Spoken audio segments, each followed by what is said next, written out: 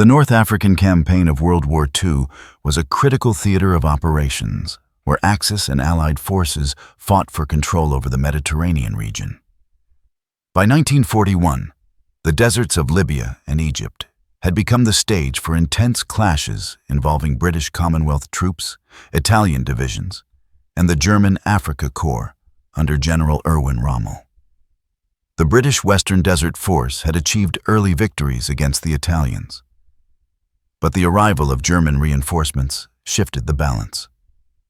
It was during this volatile period that British officer Lieutenant General Sir Adrian Carton de Wiart, already a decorated veteran of previous wars, found himself back in active service despite being over 60 years old, blind in one eye and missing his left hand. Sir Adrian Carton de Wiart's military record before the North African campaign was already exceptional. Born in 1880 in Brussels and educated at Oxford, he had fought in the Boer War, World War I, and numerous British colonial campaigns. He had been wounded multiple times, shot in the face, losing an eye, and later losing a hand in combat. Despite these severe injuries, he refused retirement and continued to serve. His determination to remain on active duty during the Second World War was not symbolic. He played a practical leadership role. In 1941, he was appointed as head of the British military mission to Yugoslavia, responsible for coordinating British support to the Yugoslav government, which was then facing increasing pressure from Axis powers. In April 1941, after the German invasion of Yugoslavia, de Wiart and his staff were evacuated to Greece and later to Egypt. The British command reassigned him to liaison duties with the British forces operating in North Africa, under the command structure of General Archibald Wavell. His mission was to assist in maintaining communication between British headquarters in Cairo and field units operating in Libya, a task that required constant travel across dangerous, contested territories. By mid-1941, British forces had experienced significant setbacks against Rommel's counteroffensive. The German-Italian forces had recaptured Cyrenaica and were threatening the vital port city of Tobruk. The British Eighth Army struggled to stabilize the front. During this period, Carton de Wiart's aircraft, a Vickers Wellington, was tasked with flying from Cairo to the British headquarters in western Egypt. On 27 April 1941, his aircraft encountered mechanical difficulties during a routine mission over the Mediterranean between the British-held island of Malta and the coast of North Africa. The plane, carrying de Wiart and several other officers, developed engine trouble and was forced to ditch into the sea near the coast of Libya, then under Italian control. De Wiart, who was not a strong swimmer and handicapped by his injuries, managed to escape the sinking aircraft and cling to wreckage until he and the surviving crew were washed ashore. Exhausted and with no means of escape, they were discovered and captured by Italian forces patrolling the coastal area near Sidi Barrani. This marked the beginning of Sir Adrian Carton de Wiart's captivity as a prisoner of war under the Italians, a period that would ultimately test his endurance and ingenuity.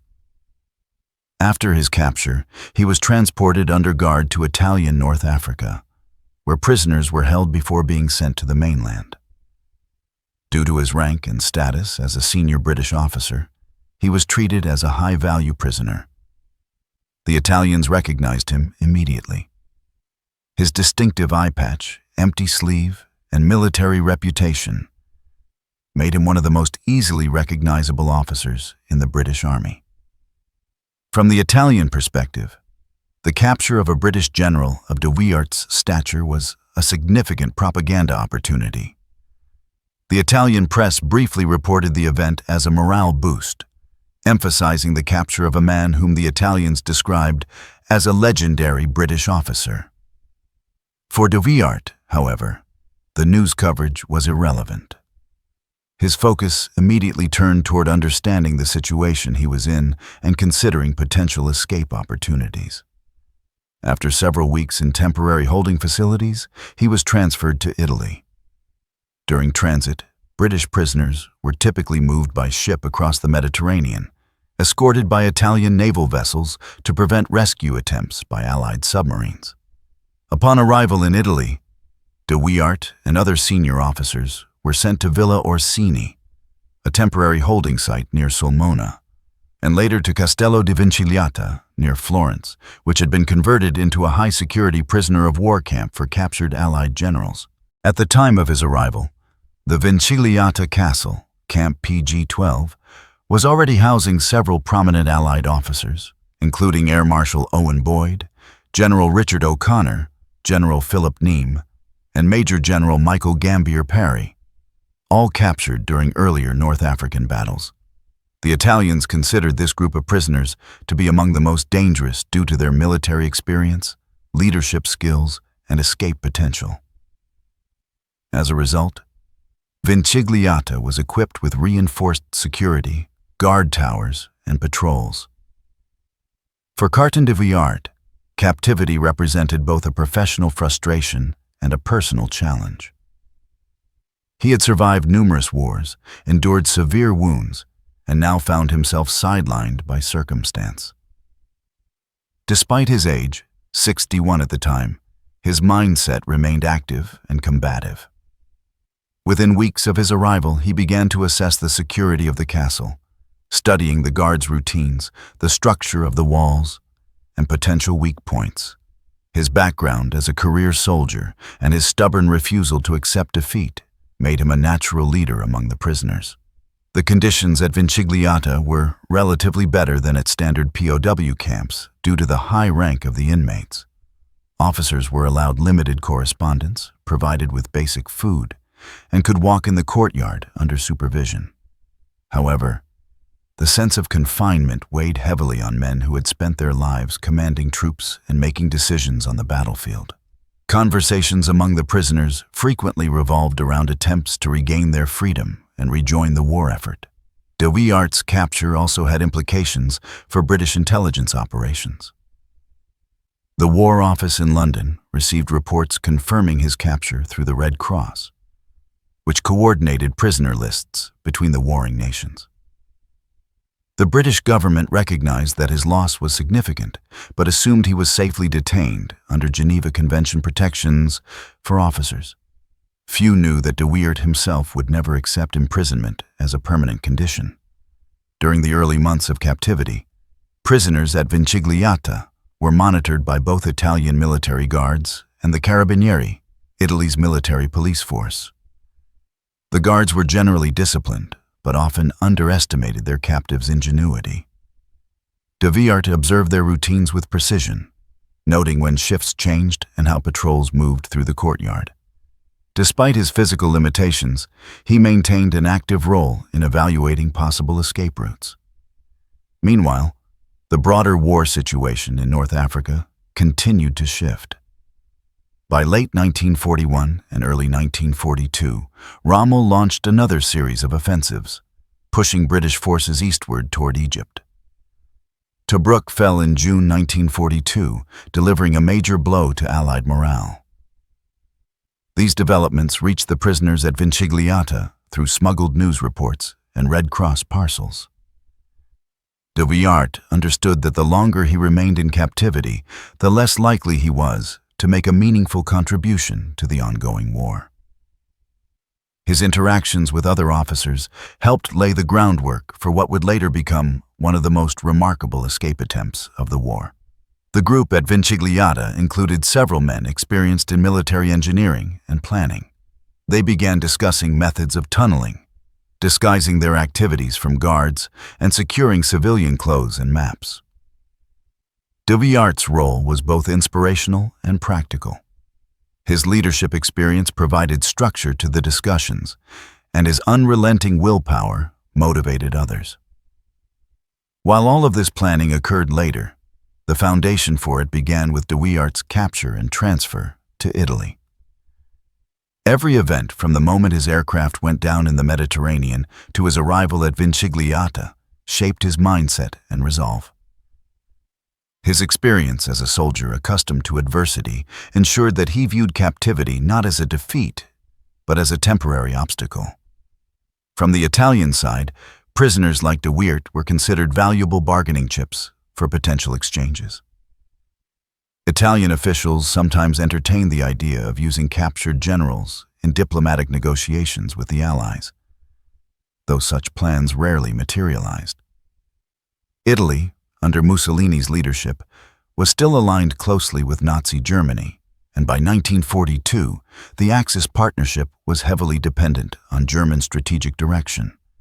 The North African campaign, where de Wiart's capture occurred, remained a central front until late 1942, when the tide began to turn following the Second Battle of El Alamein and the Allied landings in French North Africa, Operation Torch. These victories would eventually lead to the Axis surrender in Tunisia in 1943. However, during the period of de Wiart's imprisonment, the outcome of the war in Africa was far from certain.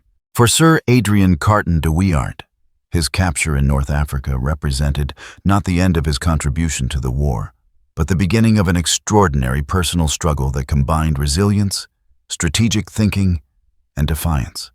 His wartime career had already demonstrated his refusal to be constrained by injury, age, or circumstance. In Italy, he would soon apply the same determination to a new battlefield: the confined walls of a prisoner of war camp, and ultimately, to one of the most remarkable escapes of World War II. Following his capture and transfer from North Africa, Lieutenant General Sir Adrian Carton de Wiart arrived in Italy under heavy guard. The Italian authorities classified him as a high-risk prisoner due to his senior rank and his long record of service. In mid-1941, he was placed at Castello di Vincigliata, officially designated as Campo di Concentramento PG-12, located near Florence in Tuscany. The site was a medieval fortress converted into a prisoner of war camp specifically for senior Allied officers captured during the early stages of the war in North Africa and the Mediterranean. Vincigliata Castle had been chosen by the Italian government for its isolation and defensive qualities. Surrounded by thick stone walls and positioned on elevated terrain, it provided both physical and psychological barriers to escape. The Italian military authorities believed that the age and status of its occupants made escape unlikely. The group of prisoners held there, however, would prove otherwise. Among them were generals and air marshals with extensive command experience and a deep understanding of military planning and logistics. Carton de Wiart, despite being over 60 years old, partially blind, and missing one hand, quickly became one of the most determined members of this group. Upon arrival, prisoners were registered, searched, and assigned small quarters within the castle. The Italian commandant in charge of Vincigliata maintained a formal but generally respectful relationship with the Allied officers. Under the Geneva Convention, senior prisoners were entitled to certain privileges: better food rations, limited correspondence through the Red Cross, and opportunities for exercise within a walled courtyard. However, the underlying objective of the camp administration was clear: to prevent escape and to maintain order among a collection of highly experienced officers who posed a significant security challenge. By late 1941, the camp population included several high-profile figures. General Richard O'Connor, who had commanded the British forces during the early victories against the Italians in Libya. General Sir Philip Neame, a Victoria Cross recipient. Air Marshal Owen Boyd. Brigadier James Combe, and Major General Michael Gambier Parry. Each had been captured during various phases of the North African fighting. The arrival of Carton de Wiart added another layer of seniority and notoriety to the group. He was already famous in both Allied and Axis circles for his service record, his severe injuries, and his reputation for fearlessness. Life inside Vincigliata was defined by routine, but also by the officers' relentless efforts to maintain military discipline and morale. They established a structured daily schedule, dividing time between physical exercise, reading, teaching each other languages, and conducting discussions about military operations. These activities served two purposes: to keep mentally alert and to conceal preparations for escape attempts. The guards, mostly Italian soldiers rather than fascist militia, were often inexperienced and underestimated the resourcefulness of their prisoners. This underestimation would later prove critical. Conditions in the camp were not harsh by the standards of wartime imprisonment, but they were restrictive. Food was scarce and often of poor quality, consisting mainly of pasta, bread, and soup. Red Cross parcels, when they arrived, supplemented the rations with canned meat, chocolate, and cigarettes. The prisoners used these items as currency to barter with guards for minor favors or to obtain materials useful for escape plans. Despite his missing hand, Carton de Wiart took an active role in the daily maintenance of their quarters and in physical exercise. His ability to adapt to limitations impressed both fellow prisoners and guards. His resilience became a source of motivation to others.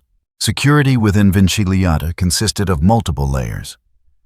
The outer perimeter wall surrounded the castle, reinforced with barbed wire and patrolled by guards. Inside, the prisoners' quarters were confined to certain wings, and movement between areas was controlled. The guards maintained regular head counts to ensure no one was missing. Despite these precautions, several officers began to identify potential weaknesses in the security layout. One of the main vulnerabilities was the castle's age. Its medieval structure included old drainage systems, loose masonry, and hidden passages that could be exploited with enough time and patience.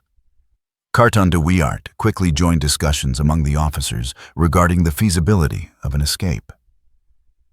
Although he had already suffered immense physical injury in his lifetime, he retained a soldier's instinct to act. During evenings, the prisoners would meet discreetly to plan. General Neame and O'Connor, both trained in engineering, studied the castle's construction. Gambier, Perry, and Combe analyzed guard routines and patrol schedules. Air Marshal Boyd focused on obtaining intelligence from the limited correspondence allowed through the Red Cross and neutral diplomatic channels. The first practical obstacle was the need for civilian clothing and forged documents. Uniformed officers would be easily identified if they managed to breach the castle walls. Italian guards sometimes allowed local tailors to provide maintenance for prisoners' clothing, creating an opportunity to request repairs that could double as sources for fabric and thread. Over time, the officers collected small amounts of civilian attire, sewing and modifying them in secret. For documents, they relied on improvised materials such as old labels, maps cut from Red Cross parcels, and handwriting practiced to imitate Italian scripts. Carton de Wiart's contribution to the escape effort was characterized by determination rather than technical skill. Despite his age and disabilities, he volunteered for physical tasks such as digging and hauling stones from the walls. Working with one hand, he used improvised tools fashioned from broken metal parts or utensils. The effort was slow but consistent. The group decided to tunnel from a section of the castle's basement toward the outer wall. The work took months, carried out mostly at night and concealed during the day by rearranging debris and covering traces with furniture. The Italian command remained largely unaware of the ongoing preparations. Their intelligence focus was directed toward preventing outside rescue operations rather than monitoring slow, internal efforts. Furthermore, the prisoners maintained an outward appearance of calm and cooperation. They attended roll calls punctually, engaged in polite conversations with guards, and even organized small lectures and games to give the impression of routine compliance. This behavior contributed to the false sense of security among the camp staff. Throughout 1942, the situation in Italy and across the Axis front changed dramatically. Allied operations in North Africa began to recover momentum after the Second Battle of El Alamein in October 1942. followed by the Anglo-American landings in North Africa under Operation Torch. The Italian government, facing increasing military defeats, saw morale decline. Within the camp, news of Allied successes boosted optimism and strengthened the determination to escape. Wiart and his companions believed that reaching Allied lines was now a realistic goal. During this period, the prisoners at Vincigliata refined their escape strategy. They aimed not only to break out of the castle, but to navigate through Italian territory, reach neutral Switzerland, and then return to Allied command. The route to Switzerland required traveling north through occupied territory controlled by Italian and German forces. The prisoners studied maps of Tuscany and the Apennine Mountains, tracing possible paths using information smuggled through Red Cross channels. Some of these maps were printed in miniature on tissue paper and hidden within parcels. Carton de Wiart's leadership became increasingly important as morale fluctuated. Several escape attempts from other Italian camps had already failed, leading to harsher punishments. At Vincigliata, the officers maintained discipline by assigning specific duties and ensuring operational secrecy. De Wiart's calm demeanor under pressure reassured younger officers and encouraged persistence, even when progress was slow. He emphasized that an escape must be executed with precision and that failure would likely lead to solitary confinement or transfer to a harsher facility. By early 1943, the tunnel project was nearing completion. The group had managed to carve a narrow passage leading from the basement to a section of the outer wall that was less visible to guards.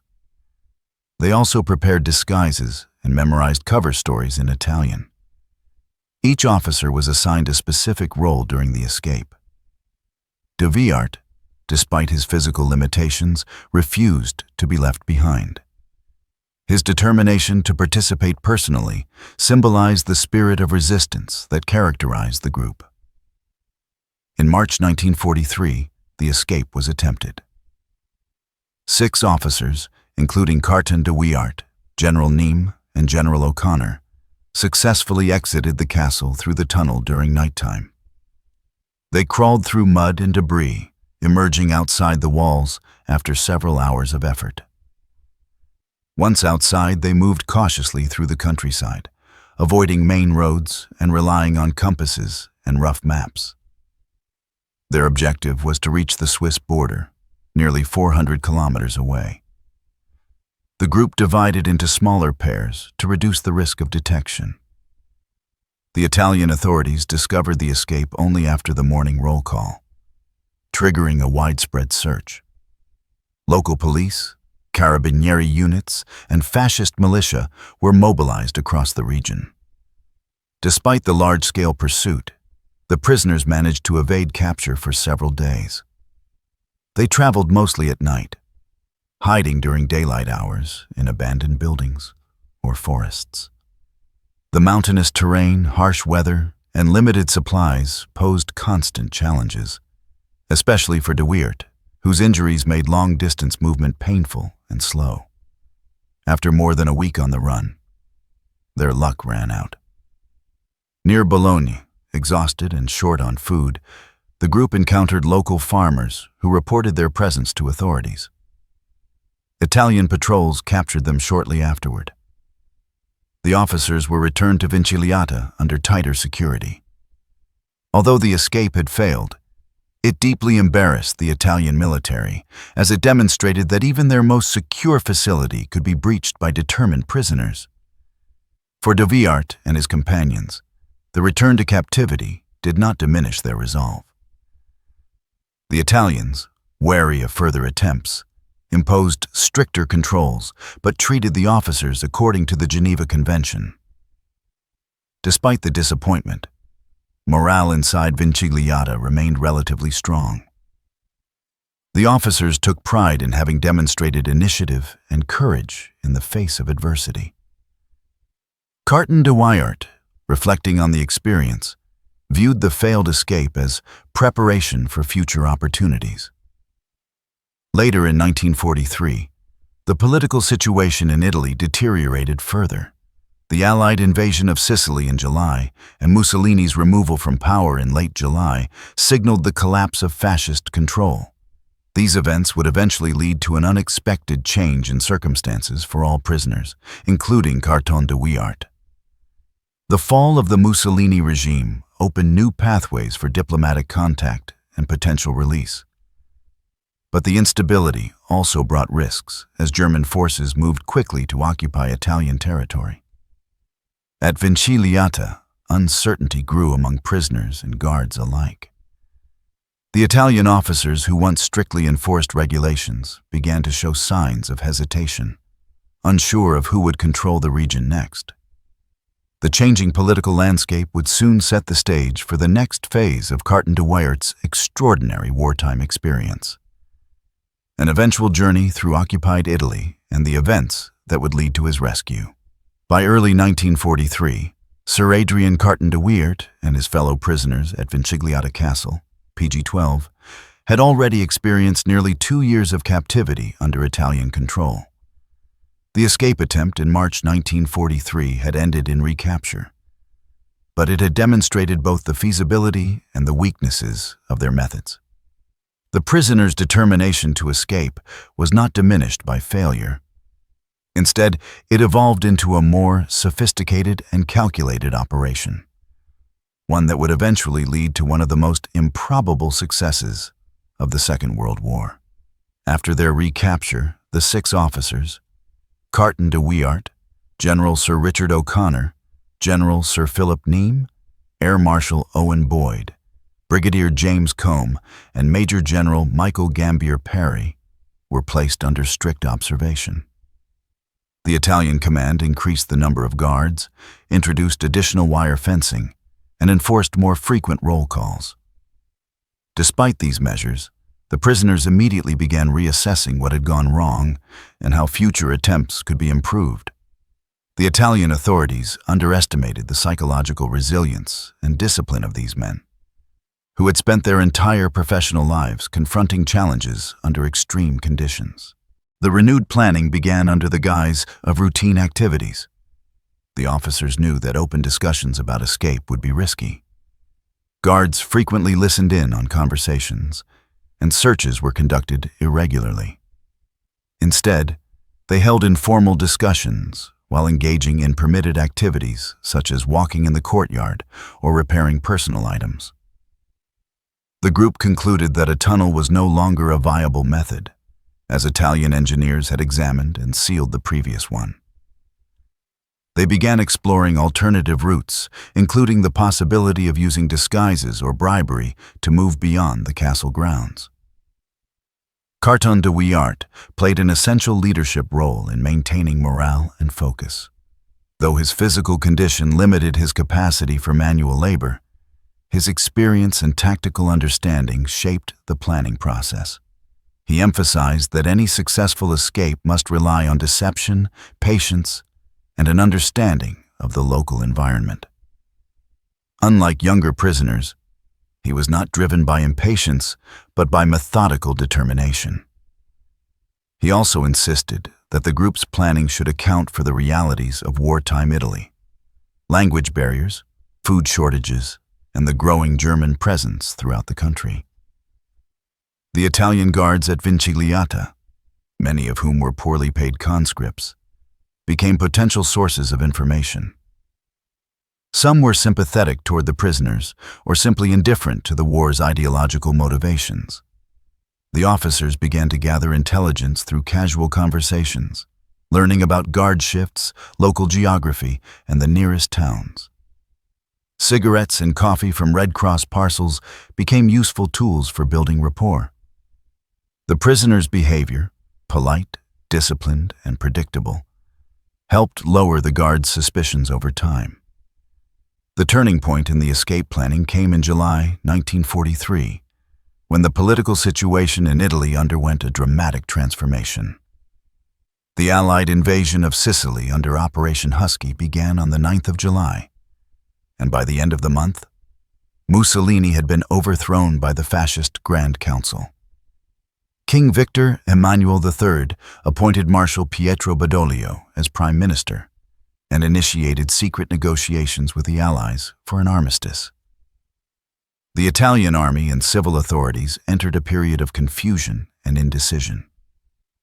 Orders from Rome were inconsistent, and many regional commands were uncertain whether to continue fighting or prepare for surrender. At Vincigliata, the guards and commandant began to show visible uncertainty. The once rigid routines relaxed slightly, as rumors spread that Italy might soon leave the war. For the prisoners, this political upheaval represented both opportunity and danger. On one hand, the breakdown of centralized control could facilitate escape. On the other, German forces were known to be moving into northern and central Italy to occupy key territories and prevent an Allied advance. Any attempt to flee during this volatile period would require precise timing. Carton de Wiart and his companions intensified their preparations. They developed two simultaneous plans. One involved waiting for official release through diplomatic channels if Italy signed an armistice. The other involved escaping immediately if the camp was abandoned or if German forces approached. The prisoners had good reason to expect the worst. They knew from reports of other camps that once Germany occupied Italy, prisoners were often transferred north to much harsher camps under the control of the Gestapo or the SS, where conditions were severe and escape nearly impossible. Communication from the outside world reached Vincigliata intermittently through Red Cross messages and coded letters. By early September 1943, the officers learned that the Allies had landed on the Italian mainland at Salerno, and that an armistice announcement was imminent. On the 8th of September 1943, Italy officially surrendered to the Allies. The effect on the camp was immediate chaos. The Italian guards, uncertain of their orders, began to abandon their posts. Some removed their uniforms and fled. Others approached the prisoners for guidance, unsure whether they would now be considered enemies by the Germans or allies by the British. The officers quickly took control of the situation. General O'Connor and General Neame organized the group and instructed everyone to gather supplies. They dismantled parts of their beds to create walking sticks, packed Red Cross food items, and prepared makeshift maps. They understood that the German army would soon move to take control of all prisoner-of-war camps. Their only chance for freedom was to escape before the Germans arrived. Carton de Wiart, despite being 63 years old, insisted on participating. He understood that his injuries, his missing hand and damaged eye, would make travel difficult, but he refused to remain behind. The group divided into smaller teams to increase their chances of survival. De Wiart joined a small party that included Neame and O'Connor, both of whom had extensive experience in navigation and field operations. Their objective was to move north, avoiding German patrols and seeking contact with friendly civilians or partisan groups who might assist them. The immediate escape from Vincigliata was remarkably straightforward due to the disintegration of Italian authority. On the morning of the 9th of September 1943, the officers simply walked out of the gates. There were no guards left to stop them. The surrounding area was quiet. Local villagers were preoccupied with the confusion caused by the sudden armistice. The group moved cautiously, staying off main roads and following secondary paths. They carried only minimal supplies: bread, tinned food, water, and improvised compasses. Over the next several days, they traveled northward, heading toward the Apennine Mountains. Their plan was to reach Switzerland, which remained neutral and offered refuge to Allied escapees. The journey was physically demanding, particularly for de Wiart. Walking long distances through rough terrain with one hand and one eye required immense endurance. Despite the physical strain, he maintained steady progress and refused assistance except when absolutely necessary. His presence boosted morale within the group, reinforcing their shared resolve. Along the way, they encountered mixed reactions from the Italian population. Some villagers offered food, shelter, and information. Others, fearing German retribution, turned them away. In several instances, they narrowly avoided capture by German patrols. The German army, having anticipated Italy's surrender, launched Operation Axe, moving swiftly to occupy key areas and seize Allied prisoners. Within days, German forces took control of major transport routes and began rounding up escaped POWs across the country. Wiart and his companions relied heavily on local knowledge. They were guided at times by sympathetic Italians who opposed the fascist regime and sought revenge for years of hardship under Mussolini. In one village, a priest provided temporary shelter and supplied them with civilian clothes. In another, local farmers gave them bread and warned of approaching German troops. Their progress, however, remained slow. The mountainous terrain, combined with worsening weather, made travel difficult. They moved primarily at night, resting during daylight in barns or forests. After several weeks on the run, Wiart's group became separated from other escapees. Communication between the teams was nearly impossible, and each had to make independent decisions. By late September, Wiart's party had reached an area near Bologna, still occupied by German forces. Realizing that further northward movement was too dangerous, they decided to seek contact with representatives of the new Italian government, which had relocated to southern Italy under Allied protection. Wiart proposed that they identify themselves to local Italian authorities who might facilitate communication with Allied command. In early October 1943, through a combination of luck and negotiation, Wiart and his companions managed to make contact with Italian officials loyal to Marshal Badoglio.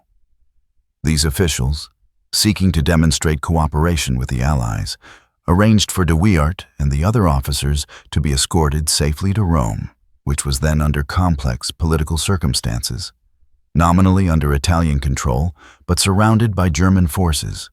The officers were sheltered in safe houses used by the Italian Foreign Ministry, while attempts were made to contact the Allies through diplomatic channels. During this period, Wiart's escape took an unexpected turn from clandestine movement to political engagement. His presence in Rome became known to senior Italian officials, including Count Giuseppe Castellano, who had negotiated the armistice with the Allies. The Italians recognized that Wiart's status as a senior British officer could be useful in re-establishing communication with Allied command.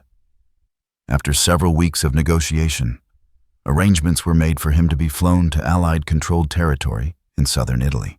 On 21 October 1943, after more than 2.5 years in captivity and weeks of dangerous travel through occupied Italy, Sir Adrian Carton de Wiart was flown from Rome to Bari, where he rejoined British command.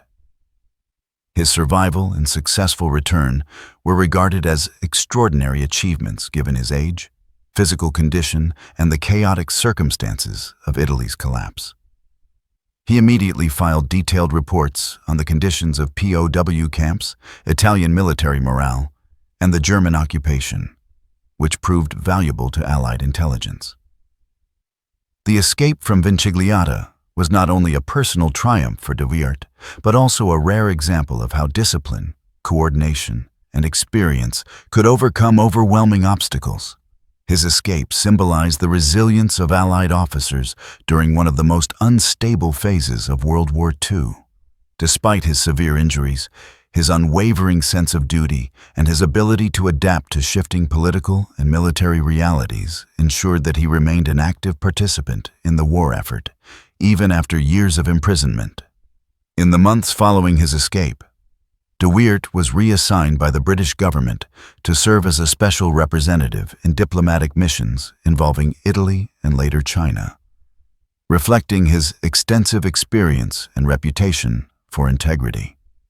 His journey from a downed aircraft in North Africa to freedom through occupied Italy stood as one of the most remarkable individual escapes of the Second World War. Planned and executed with precision, resilience, and the enduring spirit of a soldier who refused to accept defeat. When Sir Adrian Carton de Wiart and his fellow officers stepped out of the gates of Vincigliata Castle on the morning of the 9th of September 1943, Italy was no longer the same country that had imprisoned them. The Armistice of Castello had been announced the previous evening, declaring Italy's surrender to the Allies. But in practice, the country had descended into immediate turmoil. The Italian Royal Army disintegrated, many units abandoning their posts, while German forces, anticipating betrayal, executed Operation Axis to occupy strategic regions and seize control. The confusion created a brief window in which the prisoners of Vincigliata, men who had been under tight confinement for over 2 years, were suddenly free, but in an environment where chaos and danger prevailed at every turn. The escape from Vincigliata was simple only in appearance. There were no guards to stop them, but outside the castle lay hundreds of kilometers of hostile or uncertain territory. Northern and central Italy were being rapidly occupied by the Wehrmacht, while the Allies held only the southernmost parts of the peninsula.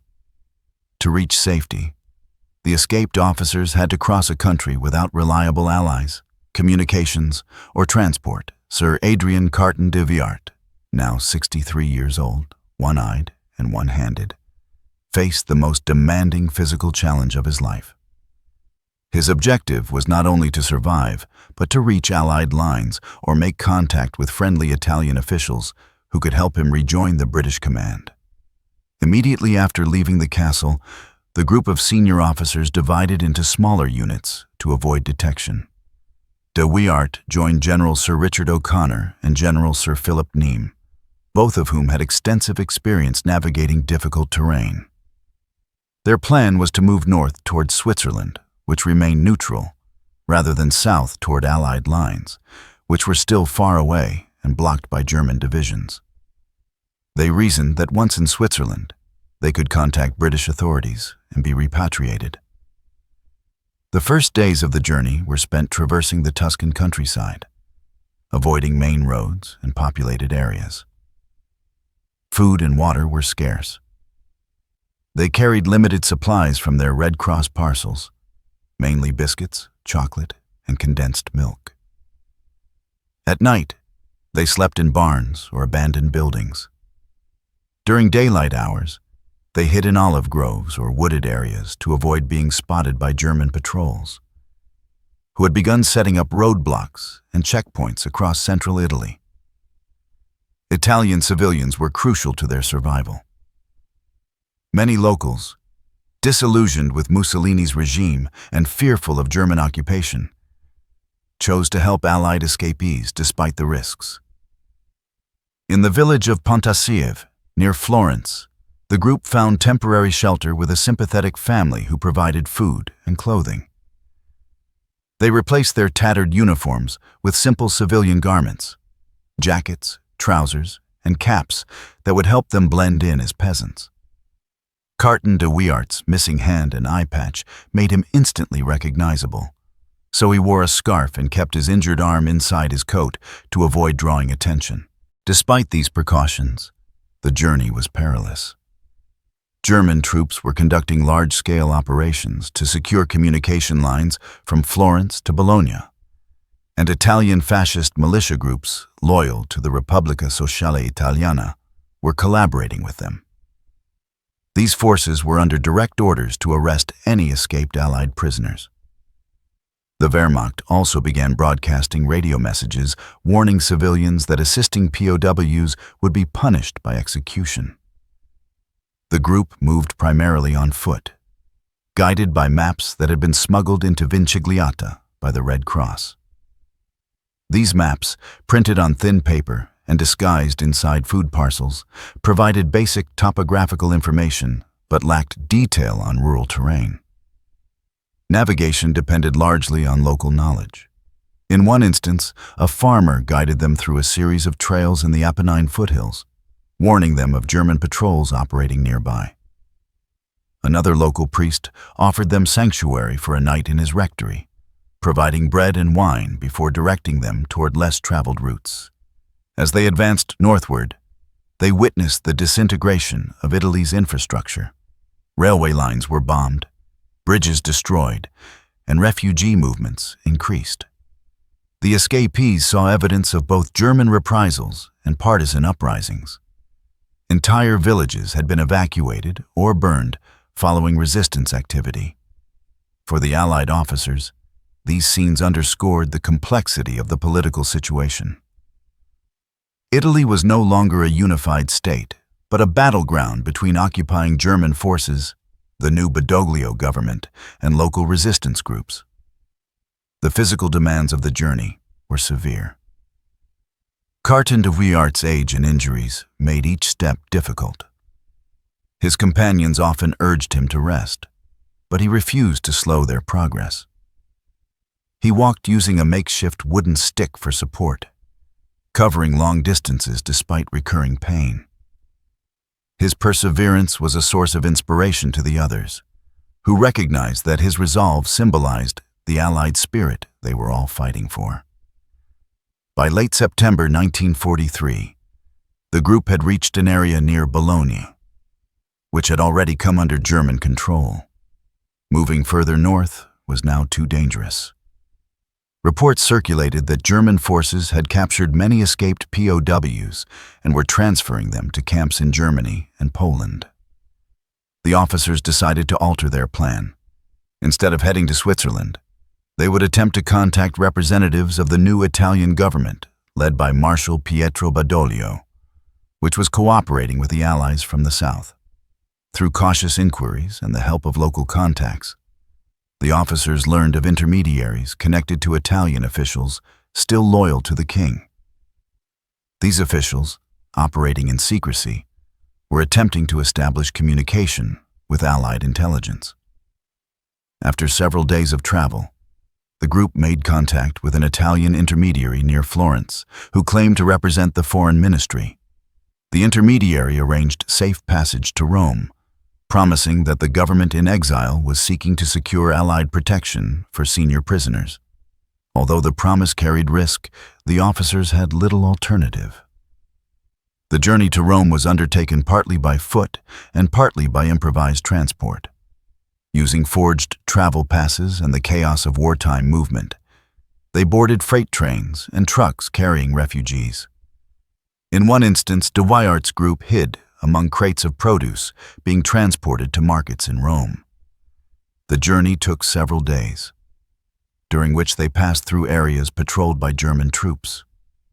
German control was tightening rapidly across central Italy as the Wehrmacht sought to secure the capital and prevent Allied landings near the city.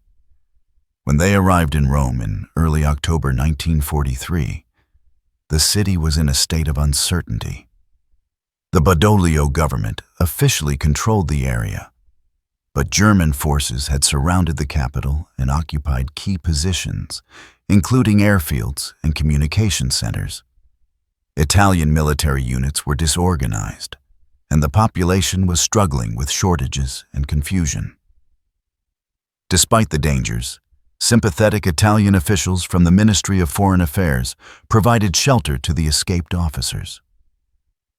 Carton de Wiart and his companions were housed in discreet safe houses within Rome's diplomatic district.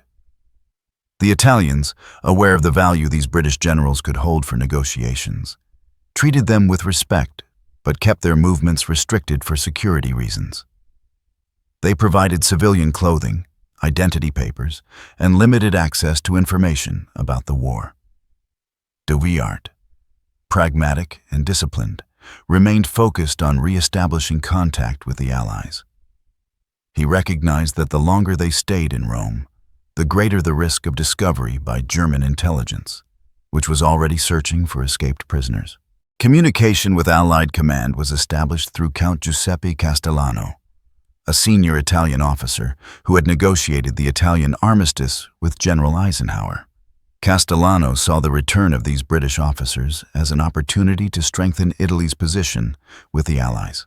Secret discussions were initiated to arrange safe transport to Allied-controlled southern Italy, particularly to the region of Bari, where British and American forces had established major operational bases. During this period, de Wiart observed the rapidly deteriorating situation in Rome. On the 10th of September 1943, the Germans had launched Operation Axii in the city, disarming Italian units and occupying critical points.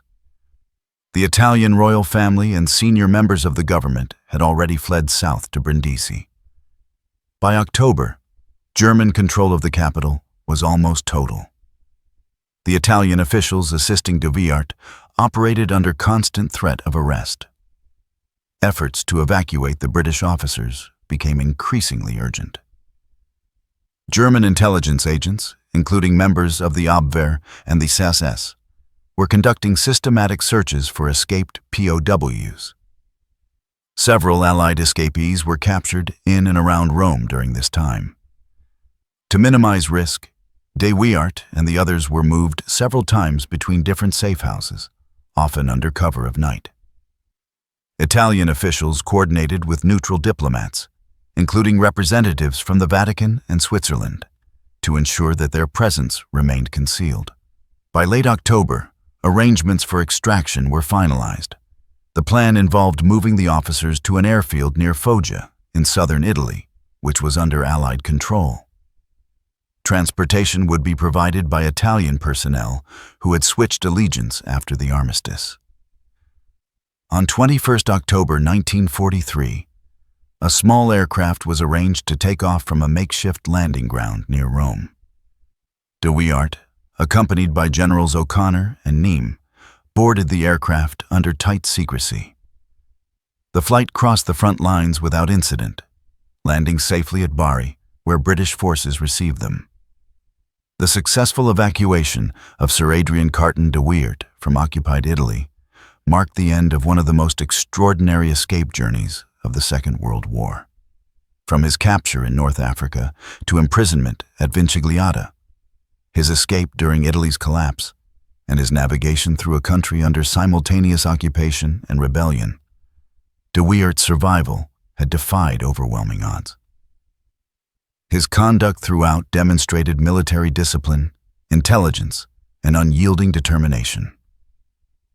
Upon arrival at Bari, de Wiart and his companions were debriefed by Allied intelligence officers. Their first-hand accounts provided critical insights into the internal collapse of the Italian state, the morale of Italian forces, and the early stages of German occupation.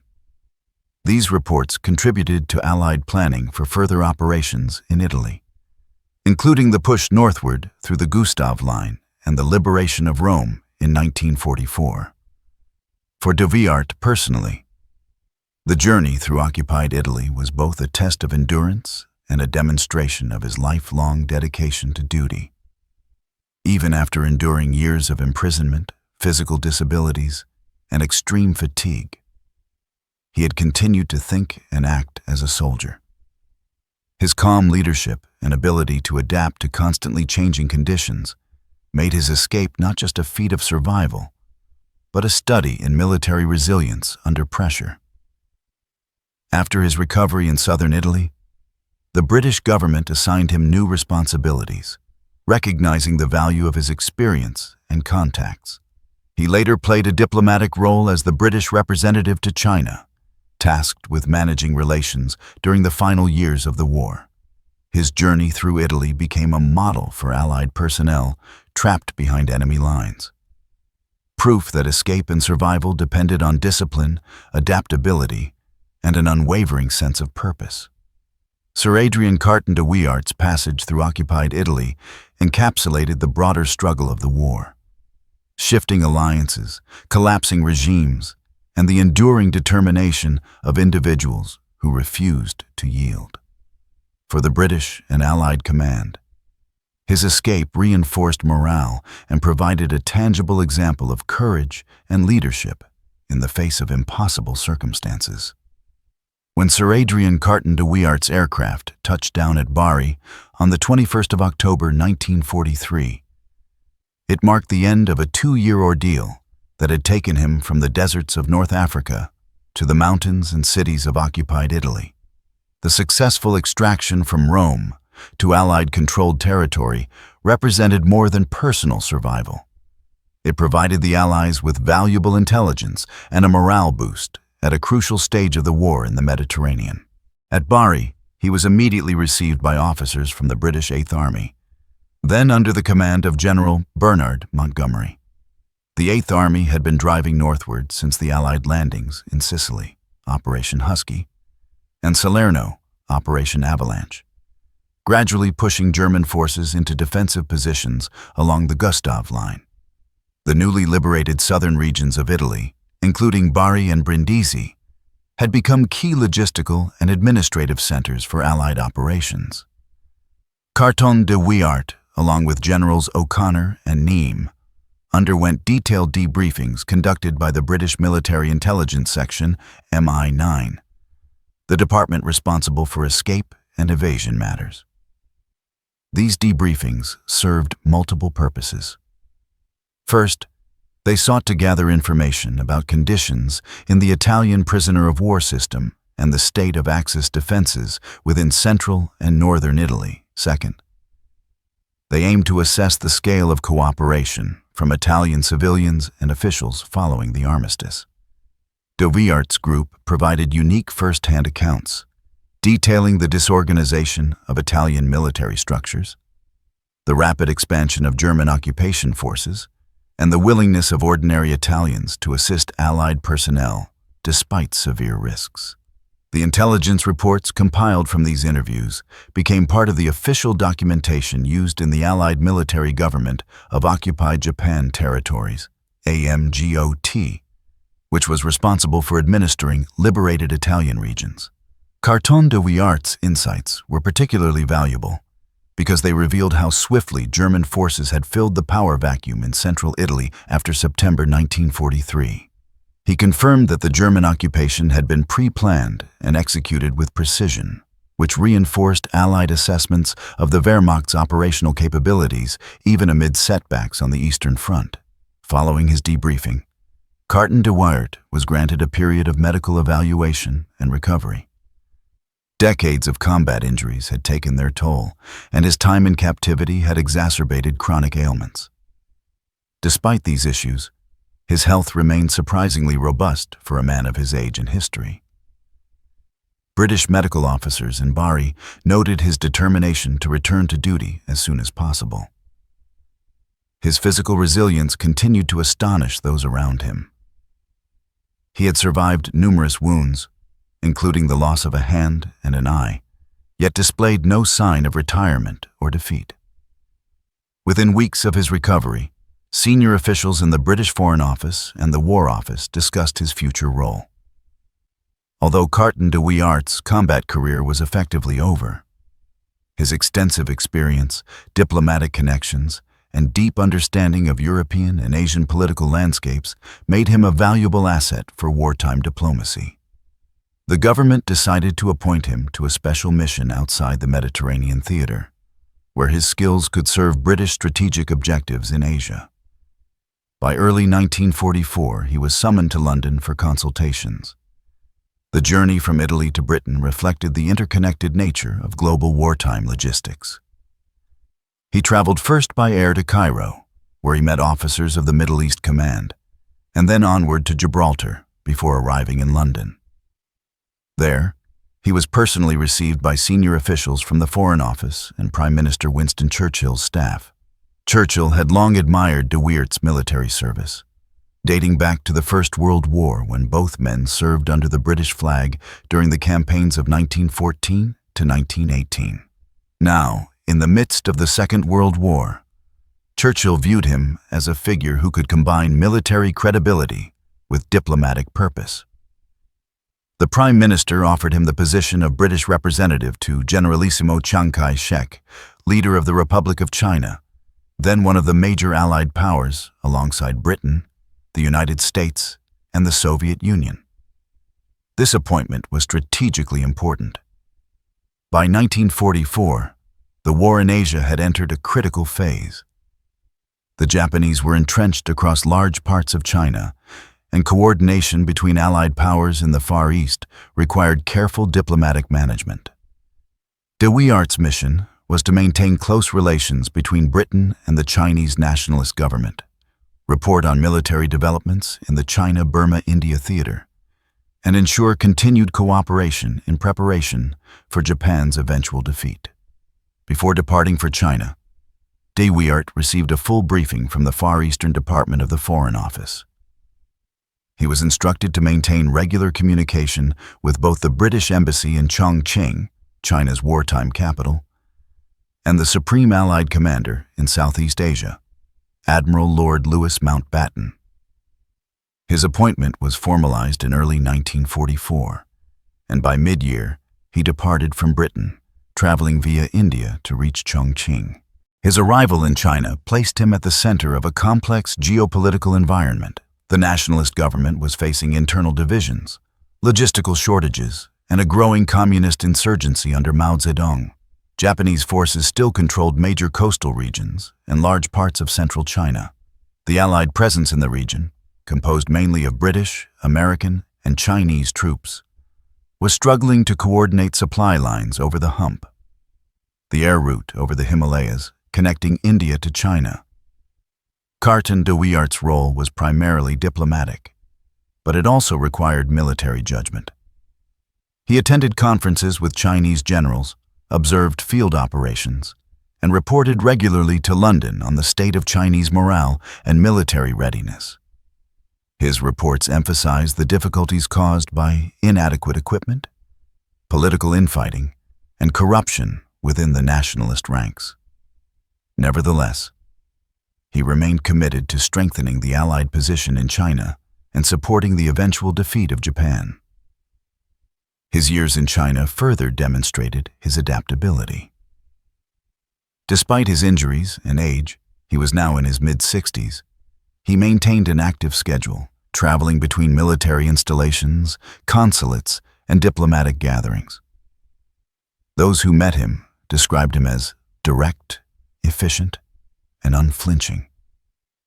His manner reflected the same discipline that had defined his escape from Italy. No sentimentality, no wasted words, only focus on practical outcomes. Throughout 1944 and 1945, de Wiart maintained correspondence with British and Allied officials across the region, including representatives of General Joseph Stilwell and later General Albert Wedemeyer, both of whom commanded American forces in the China theater. His reports often highlighted the growing tension between American and British approaches to Far Eastern policy, particularly regarding post-war influence in China and Southeast Asia. In August 1945, following the atomic bombings of Hiroshima and Nagasaki and Japan's subsequent surrender, de Wiart's mission entered a new phase. His role shifted from wartime diplomacy to post-war coordination. He participated in discussions concerning the repatriation of Allied prisoners of war, the stabilization of Chinese territories previously occupied by Japan, and the future of British interests in Hong Kong and Burma. After Japan's formal surrender on the 2nd of September 1945, de Wiart remained in China for another year, overseeing the transition of British diplomatic and military activities from wartime operations to peacetime relations. His work helped lay the foundation for Britain's post-war presence in East Asia and contributed to early assessments of China's political instability, which would later culminate in the civil war between nationalists and communists. In 1946, after more than half a century of military and diplomatic service, Sir Adrian Carton de Wiart returned to Britain. His journey from the battlefields of Africa and Europe to the corridors of diplomacy in China reflected the broader evolution of British military leadership during the war. From direct combat to global strategic coordination, his escape from captivity and return to service symbolized endurance and duty under the harshest conditions.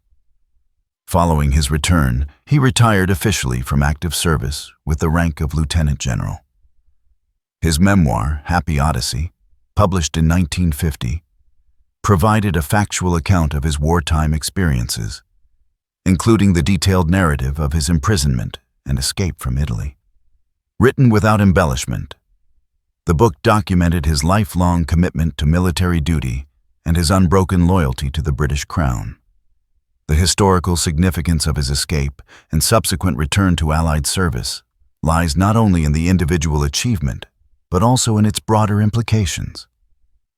It highlighted the effectiveness of Allied intelligence networks, the cooperation between Italian civilians and the British military, and the ability of high-ranking officers to adapt to unconventional warfare conditions. His successful extraction from enemy territory during a period of extreme instability provided valuable lessons for military planners regarding escape and evasion operations. Carton de Wiart's continued service after his escape also had symbolic value. At a time when Britain faced immense strain on multiple fronts, fighting in Europe, Africa, and East Asia, his survival and return demonstrated the resilience of Allied leadership. His story circulated among troops and officers as evidence that steadfast determination and loyalty could overcome even the most impossible odds. In historical terms, de Wiart's journey from North African captivity to diplomatic service in China encapsulates the global scope of the Second World War. His experiences bridged theaters of war that spanned continents, illustrating the interconnectedness of events from the Mediterranean to East Asia. His ability to transition from soldier to diplomat reflected the changing demands of warfare in the 20th century, where military experience increasingly intersected with political negotiation and intelligence coordination. By the time he retired, Sir Adrian Carton de Wiart had served in nearly every major British conflict of the early modern era, from the Boer War through both World Wars. His survival of multiple wounds, imprisonment, and escape made him one of the most remarkable figures in British military history.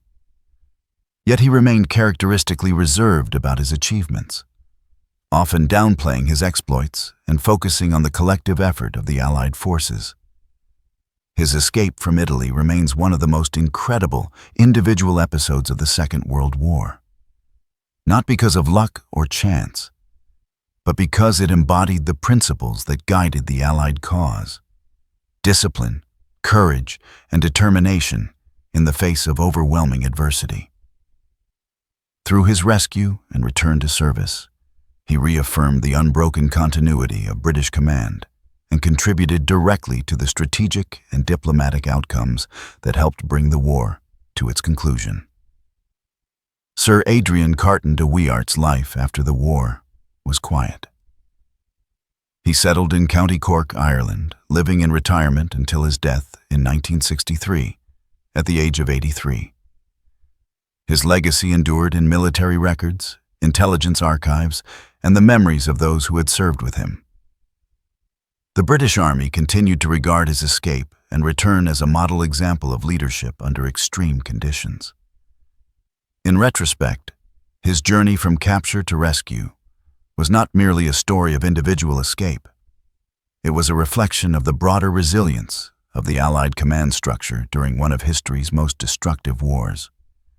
From the deserts of Africa to the hills of Italy and the embassies of China, Sir Adrian Carton de Wiart remained consistent in purpose. A soldier devoted to duty, unbroken by injury, imprisonment, or age. His rescue and return to Allied service completed a cycle of endurance that mirrored the wider Allied struggle: survival, adaptation, and eventual victory.